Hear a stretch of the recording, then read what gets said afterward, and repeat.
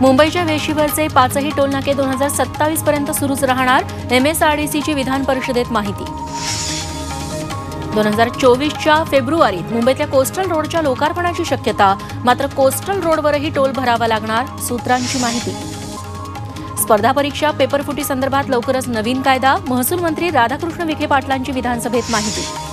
वायदे बाजारात सोनं 1200 रुपयांनी वधारलं, चांदीच्या दरातही प्रति किलो 2300 रुपये वाढ, डॉलरच्या तुलनेत रुपयाही मजबूत. सलग चौथ्या दिवशी नाशकात कांद्याला सरासरी 1500 रुपये प्रति क्विंटल दर, नांदगाव बाजार समितीत संतप्त शेतकऱ्यांचं लिलाव बंद पाडत आंदोलन. कांदा निर्यात बंदीच्या निर्णयानंतर UAEमध्ये कांद्याची किमती वाढल्या, कांद्याचे दर 6 पटीनं वाढले. कोल्हापूर शहरातील निम्म्या भागात पाणीबाणी, पंचगंगा नदीत पाणी कमी झाल्यानं बालिंगा पंपिंग स्टेशन बंद. मुंबईतील नेव्हल डॉकयार्डमध्ये हेरगिरी करणाऱ्या तरुणाला ATSच्या बेड्या, आरोपी गौरव पाटीलनं गोपनीय माहिती पाकिस्तानातील हस्तकांना पुरवल्याचा आरोप. लसीच्या संशोधनासाठी आता प्राण्यांवर प्रयोग करण्याची गरज नाही, IVRI या भारतीय संशोधन केंद्राचा मोठा दावा. संसद घुसखोरी प्रकरणी लोकसभा सचिवालयाची मोठी कारवाई, हलगर्जीपणाचा ठपका ठेवत 7 कर्मचारी निलंबित. लोकसभेतील गोंधळाप्रकरणी 14 खासदारांवर निलंबनाची कारवाई, सुरक्षा व्यवस्थेत चूक झाल्यानं खासदारांनी घातला होता गोंधळ. झारखंडमध्ये काँग्रेस खासदार धीरज साहाच्या घरात खोदकाम करणार, जमिनीत पैसे सोनं लपवल्याचा आयकर विभागाला संशय. साताऱ्यातल्या म्हसवडमधील सिद्धनाथाची यात्रा उत्साहात पार, महाराष्ट्रासह आंध्र कर्नाटकातून हजारो भाविकांची हजेरी.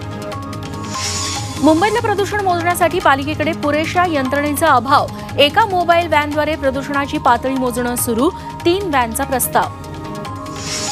दिल्लीत वाढत्या थंडीसोबत प्रदूषणातही वाढ, गेल्या अनेक दिवसांपासून दिल्लीतील हवेचा दर्जा खालावलेलाच. मुख्यमंत्रीपदी मोहन यादव यांनी शपथ घेतल्यानंतर दिवसभर मोफत चहा, मध्य प्रदेशच्या खासमंडीच्या चहा विक्रेत्यानं केलं नव्या मुख्यमंत्र्यांचं अनोखं स्वागत. बंजारा समाजाचं 22 डिसेंबरला राष्ट्रीय अधिवेशन, रोहिणी आयोगाचा प्रश्न उपस्थित करणार, हरिभाऊ राठोडांची माहिती. म्युच्युअल फंडात नोव्हेंबरपर्यंत 1.66 लाख कोटींची SIP भर, गुंतवणूक मर्यादा 250 रुपयांपर्यंत घटल्यानं आणखी चालना शक्य. अयोध्या विमानतळावरून मोठ्या प्रतीक्षेनंतर विमानसेवा सुरू, 6 जानेवारीपासून इंडिगोच्या फ्लाईट्स अयोध्येत उतरणार.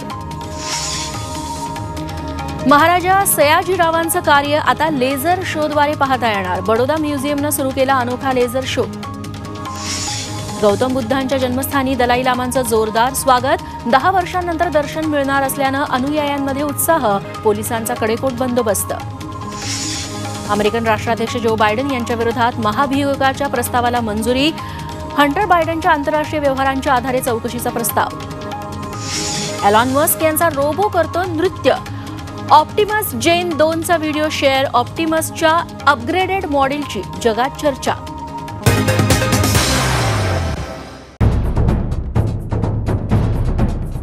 सह्याद्रीची उंची म्हणजे